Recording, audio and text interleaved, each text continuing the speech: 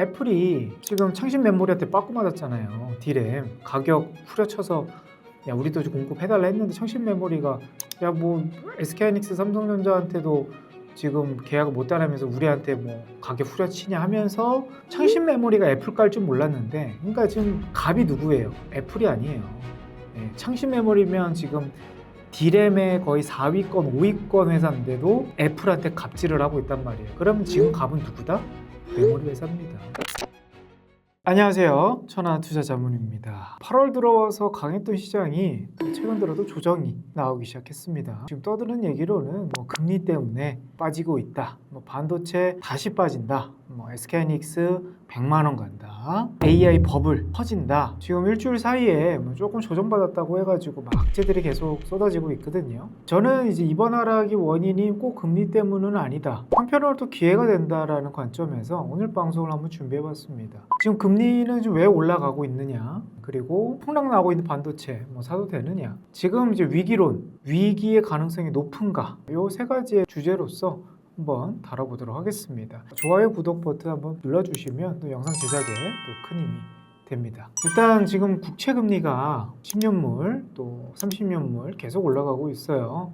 30년물은 벌써 5%, 5.5% 막 이 정도까지 찍고 있고, 유럽에도 금리가 계속 올라가고 있고요. 일본도 지금 금리가 올라가고 있죠. 대부분 우리가 금리가 올라가는 것은 그냥 물가 때문에, 기름값이 많이 비싸니까 생활품도 많이 비싸지긴 했는데 지금은 이제 물가 때문에 올라가는 건 아닌 것 같고요. 실질 금리가 올라가면서 이제 금리가 올라가고 있어요. 금리를 5%라고 하면 물가 상승이 예를 들어 3%가 딱 나와요. 그러면 금리로서 우리가 가져갈 수 있는 퍼센트는 몇 퍼센트입니까? 5 빼기 3%. 이게 실질 금리가 2% 정도라고 보는 거거든요. 물가 상승률 플러스 실질 금리가 올라가고 있다는 거예요. 근데 이 실질 금리가 좀 올라가는 요소 중에 하나가 사실 데이터 센터 때문에 그래요. 지금 AI 투자가 많이 들어가고 있다 보니까 데이터 센터가 천문학적인 돈이 들어가거든요. 이게 뭐 몇천억에서 1조 수준이 아니고요. 뭐 거의 몇십조에서 몇백조 단위로 이제 각 지역별로, 나라별로 데이터 센터를 막 짓고 있는데, 우리가 이제 돈을, 자금을 조달할 때 신용대출 많이 받으실 거고요. 전세자금 대출, 주택담보대출 이런 거 많이 받아보시잖아요. 근데 지금 데이터 센터를 짓는 회사들이 어느 정도의 금리를 지금 사용하고 있냐면 최소 7%예요. 그러니까 7%에서 한 9% 정도의 금리로 자금 조달 받으면서, 이게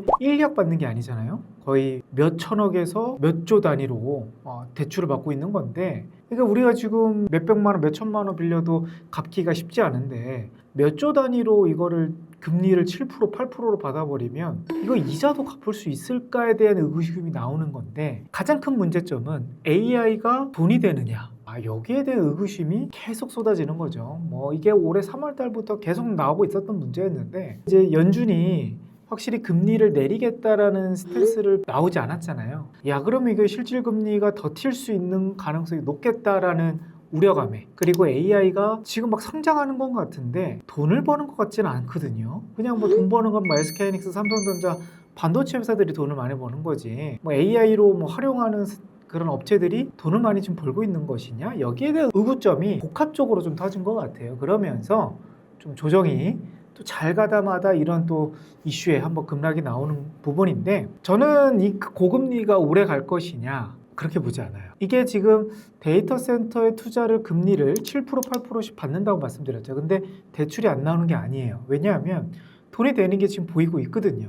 그러면 근데 고금리긴 하지만 빌려주는 거고, 그리고 데이터 센터를 짓는 AI 플랫폼 또는 이제 빅테크 기업들도 무리해서 그냥 짓는 거예요. 왜냐하면 돈이 되거든요. 지금 엔트로피, 클로드 만드는 회사 있잖아요. 2021년도에 만들어진 회사고요. 5년이 안 됐어요. 근데 1분기가 7조가 나왔고 2분기가 거의 17조가 나왔어요. 지금 이 성장세가 2028년도 들어가면 매출이 한 270조 이상으로 나올 것이라 전망하고 있습니다. 그리고 올해 2분기에 흑자가 나왔어요. 물론 이제 영업이익 수치는 이제 내부 데이터 기밀로 한다 그래서 공개하지는 않았는데, 흑자라는 것만 엔트로픽에서 밝혔습니다. 자, 그 AI가 지금 돈이 되고 있다라는 게 엔트로픽에서 사례가 보여줬고, 이게 지금 매출이요, 2028년도에 만약 270조가 나온다 그러면 전무후무한 성장세입니다. 작년 삼성전자 매출 얼마인 줄 아세요? 330조 매출을 냈어요. 근데 지금 만들어진 지 5년도 안 된 회사가 지금 삼성전자 매출과 거의 육박할 정도로 커져가고 있다는 거고, 이러한 기회가 AI 플랫폼 회사에서 나왔다는 점이 매우 긍정적으로 좀 보고요. 그리고 이번에 중국의 대표적인 저가 브랜드 딥시크가 8월 17일 일자로 가격을 최소 50%, 최대 10배까지 가격 인상을 들어갔습니다. 그러면 이제 AI도 이제 돈이 된다라는 게 보여지고 있고 돈을 회수하기 시작했다라는 거거든요. 그러니까 증거가 이제 하나둘씩 보이기 때문에 AI가 돈이 안 된다라는 것은 결국 다른 기업들이 실적이 하나씩 보이면서 해소가 될 것 같고요. 그렇다고 해서 금리가 떨어질 것이냐? 그건 아닌데, 금리가 떨어지려면 이제 정확하게 본다 그러면 미국의 국채 발행을 좀 줄여야 돼요. 지금 미국의 국채가 많이 찍어냈었거든요. 예, 올해 상반기만 하더라도. 근데 국장부를 이번에 공개를 했는데 8월 달에 지금 국채 발행을 축소하겠다 밝혔잖아요. 근데 이게 언제까지 지속이 될지 모르겠으나 다음 우리가 확인할 수 있는 게 11월 달이에요. 근데 이번 8월 둘째 주 이후부터는 국채 발행이 줄어든다. 그럼 국채 발행이 늘어나면 금리가 올라가는 거고, 국채 발행이 줄어들면 금리가 떨어지는 거예요. 근데 일단 금리가 계속 튀어 올라가는 거를 제지할 수 있는 요소가 맞다라고 말씀드리겠고, 엔화, 엔캐리 청산이 또 나오는 거 아니냐, 뭐 이런 얘기가 나왔어요. 그러니까 일본이 미국의 국채를 많이 갖고 있기 때문에 일본이 미국 국채를 팔면 금리가 엄청 튀어 올라가요. 그래서 요거에 대한 좀 불안감이 있었던 지금 시장이라고 보는데, 일단 뭐 지금 미국과 일본이 지금 통화 스와프 했기 때문에 미국 입장에서는 안 팔면서 이제 달러를 일본과 환율을 맞춰주겠다라는 계약을 맺은 거예요. 그러면 사실상 금리가 더 급격하게 튀어 올라가는 흐름이 줄어들 가능성이 높다라고 표현이 되고요. 만약에 지금 위기가 나온다고 하면 1,600원 가까이까지 올라가야 되는 부분인데 오늘 1,400원이 깨졌다 올라왔어요. 이 얘기 한국 환율도 안정적으로 좀 가고 있다는 것은 우리가 금리를 매우 민감하게 지금 봐야 될 시기긴 맞지만 너무 이걸 우려 확대 해석할 단계는 아니다 라고 좀 말씀드리겠습니다. 두 번째, 반도체. 지금 뭐 하이닉스가 오늘 좀 장중에 보니까 10% 떨어지더라고요. 10% 떨어지고 지금 다시 150만 원 왔어요. 물론 최근에 이제 7월 말이었나요? 130만 원대까지 빠지긴 했었는데 장중에 지금 150만 원 거의 180 근처까지 올라갔다가 지금 밀린 거라서 하이닉스 주주분들은 엄청 또 급락하고 있다라는 체감적으로 느끼실 텐데, 반도체 일단 가장 우려가 결국 AI에서 돈이 되지 않는다라는 것을 의심하고 있기 때문에 반도체 가격이 떨어질 수밖에 없다라는 논리 때문에 결국 이 장기 계약 구조에서 SK하이닉스, 삼성전자의 실적이 올해 피크 찍고 내년 이렇게까지 실적이 좋아질 수 없다라는 논리가 계속 지금 피크론의 주된 핵심 논제 아니겠습니까? 근데 AI 돈 되는 거 나오고 있잖아요. 딥시크 돈 되고 있고, 엔트로픽 지금 실적 최대 사상 신고가 되고 있고. 자, 그럼 AI 플랫폼이 돈이 되면서 거기에 따른 값은 AI 플랫폼이 아니라니까요. 이건 당연히 저장 장치가 필요한 반도체 회사들이 있는 거예요. 그래서 물론 이제 중국의 뭐 창신 메모리 또 새로운 메모리 회사들이 뭐 그럼 안 생겨나느냐? 생겨날 수는 있죠. 생겨날 수는 있는데 이 독점점 지위가 단기간 3년 안에 바뀔 가능성은 적다라는 거죠. 그러니까 우리가 지금 올해 하이닉스가 많이, 삼성전자도 올해 많이 올라갔고, 물론 작년 하반기 때부터 올라가긴 했지만 지금 1년 정도의 기준만 보고 피크로는 보기에는 아직 봐야 될 게 너무 많아요. 저는 이제 긍정적으로 봅니다.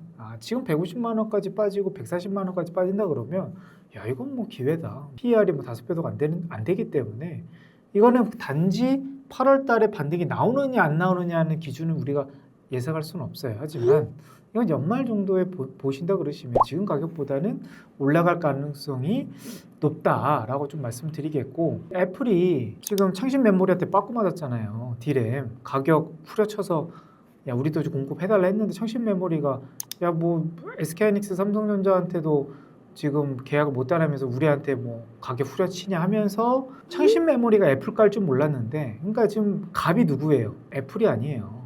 예, 창신 메모리면 지금 D램의 거의 4위권, 5위권 회사인데도 애플한테 갑질을 하고 있단 말이에요. 그러면 지금 갑은 누구다? 메모리 회사입니다. 그래서 저는 지금 역사적으로 애플이, 마이크로소프트와 애플이 과거 한 10년 동안 미국에서 계속 시가총액 1위하고 무너지지 않는 애플 이러면서 소프트웨어, 물론 이제 하드웨어 기업이긴 합니다. 스마트폰, 노트북을 만드는 회사니까. 근데 알기로는 그냥 IT 소프트웨어라고도 우리 생각을 할 수는 있잖아요. 클라우드 회사기도 하고. 근데 지금 갑은 그렇게 제조를 완성품을 만드는 회사가 아니고 거기에 핵심 부품을 만드는 회사가 지금 지위를 유지한 지가 1년이 안 됐어요. 지금 시가총액이 이렇게 갑작스럽게 이제 메모리 회사 또는 이런 반도체 회사들이 급격하게 커진 지가, 물론 이제 엔비디아는 계속 커져왔겠지만 메모리 이제 마이크론이라든지 샌디스크라든지 한국의 삼성, SK하이닉스 등 한미반도체, 그러니까 이렇게 커져간 시기가 아직 6개월, 뭐 7개월 정도 됐나요? 예. 그래서 이 붐은 더 갈 수 있다라고 보는 게 더 맞다. 모든 상황이 맞춰지고 있고 디램 가격이 또 떨어지고 있지 않습니다. 오히려 낸드 가격은 더 올라가고 있고요. 그리고 디램 가격도 더 올라갈 것이다라고 보는 입장이 조금 더 많아요. 그래서 지금 이렇게 우려로 먼저 의심으로 떨어지고 하는 거는 저는 분할 매수 관점에서 본다. 근데 물론 140만 원 안 깬다. 뭐 또는 삼성전자가 지금 이제 25만 원이 깼는데 뭐 23만 원, 22만 원도 안 깬다. 이렇게 말씀드릴 수는 없어요. 왜냐하면 뭐 낙폭은 어디까지 나올지 모르니까. 하지만 제 기준으로 본다 그러면 딱 4개월 시점 딱 뒤에 12월 중순 정도 딱 받는다 했을 때는 지금 가격보다는 올라가 있을 것이다. 그런 관점에서 보시면 편하고, 오히려 지금 가격보다 더 떨어진다 그러면 분할 매수 관점으로 보시길 바라겠습니다. 자, 그럼 위기론이 진짜인가? 닷컴버블도 그랬고 우리가 서브프라임 모기지도 그랬고 그리고 코로나 때도 그랬어요. 그러니까 위기를 막 인식하고 할 때는 이미 증시는 폭락 나왔었어요. 예, 그러니까 위기론이라는 것을 인지하지 못하게 증시는 빠지는 거거든요. 물론 그렇다고 해서 지금이 다들 이제 위기가 아니라고 생각을 하시는 사람들이 많긴 해서 이게 증시가 그럼 더 빠질 수도 있는 거 아니냐 생각할 수도 있는데, 지금 증시의 거품은 반도체에서 나온 건 맞습니다. 근데 반도체에서 매출이 크게 는 것도 맞아요. 그래서 이게 뭐 거품이라 보기에는 조금 말이 안 되고, 10년물 국채 금리가 5%가 넘어가면 항상 증시가 크게 흔들리긴 했었어요. 제일 가까웠을 때는 2023년도. 그런데 지금 국채 금리가 5%가 넘지는 않았거든요. 근데 만약에 이제 9월 달에 제가 이제 말씀드렸던 이런 내용이 빗나가면서 국채 금리가 10년물이 5% 이상 넘어갈 수도 있다 그러면 그때 우리가 이제 뷰를 조금 바꿔야 되고 보수적으로 좀 봐야 되는 입장이긴 하지만, 지금 10년물 국채 금리가 아까 말씀드렸던 미국의 통화 사업이라든지 국채 그램 발행 기조로 본다 했을 때는 5%를 넘기는 상당히 쉽진 않다라고 예상할 수는 있겠고요. 그래서 위기가 지금 중동 리스크 있고 뭐 반도체 뭐 위기 뭐 여러 요인이 있긴 하겠지만, 뭐 미국의 지금 GDP 성장률이라든지 기업들이 나온 지금 실적 데이터로 본다 했을 때는 뭔가 경기가 둔화되고 있다라는 느낌은 받지는 않습니다. 그래서 위기는 뭐 가장 가까운 수치로 본다 그러면 국채금리 10년물이 5% 이상 넘어가느냐, 그 정도로만 우리가 좀 눈여겨봐야 될 것 같고, 나머지는 크게 우려될 부분 아니다. 그리고 환율도 지금 1,500원이 아니고 1,400원이 깨졌다라는 점에서는 조금 안정화되고 있다라는 게 제 눈에서는 좀 보이고 있습니다. 앞으로는 시장이, 제가 이제 요즘에 이제 8월달 들어와서 계속 말씀을 드리는데 지수 보지 마시고요. 일단 종목 보세요. 하이닉스, 삼성전자만 너무 올해 상반기 이 종목만 인기가 많았잖아요. 그렇기 때문에 이게 또 하반기에 또 계속 올라간다, 이런 논제는 우리가 주식하면서 너무 일방적인 내용인 것 같고요. 물론 인기 종목이긴 했지만, 근데 뭐 항상 주식이라는 게 또 새로운 게 뜨고 또 누가 쉬어가면 누가 또 올라가고 이런 그림 아니겠습니까? 근데 이제 8월 달에는 새로운 종목들이 많이 올라오고 있어요. 뭐 2차 전지도 올라오고 바이오도 올라오고 화장품도 올라오고 있고요. 뭐 여러 섹터들이 올라오고 있으니까 좀 다양하게 또 소외된 종목들을 또 저점에서, 너무 이제 막 바닥인 종목들이 너무 많으니까 그런 종목들을 주로 먼저 보시고, 그리고 SK하이닉스, 삼성전자는 장기 투자용으로 보시면 조금 더 투자하는데 더 낫지 않을까 싶습니다. 너무 이게 단기로 막 이거를 하이닉스로 뭔가 이렇게 수익을 크게 보겠다라고 막 접근하시면 변동성이 크니까 또 손절 크게 할 수도 있을 것 같거든요. 그래서 장기적인 관점을 가지시고 보시면 좋을 것 같습니다. 오늘 내용 이렇게 딱 정리를 해봤는데 뭐 좀 유익하셨는지 모르겠어요. 제 이제 지식선에서는 최대한 정리해 본다고 했는데 또 추가적인 또 내용이 있으면 또 다음 영상에서 또 다뤄보도록 하겠습니다. 우리 천하투자자문 유튜브를 또 사랑해 주시고 구독해 주셔서 참 감사드리고요. 저희가 소통할 수 있는 소통방도 창구를 열어놨습니다. 그래서 뭐 지금 증시 뭐 떨어지는데 다이렉트로 물어보고 싶은 부분 이런 거는 소통 부분은 댓글에 또 소통할 수 있는 창구를 열어뒀으니까 무료로 다 공개가 되어 있습니다. 그래서 어려움에 도움이 되셨으면 좋겠습니다. 자, 오늘 영상 도움이 되셨다면 또 좋아요 버튼 한번 부탁드리겠고요. 다음 영상에서 뵙도록 하겠습니다. 자, 감사합니다.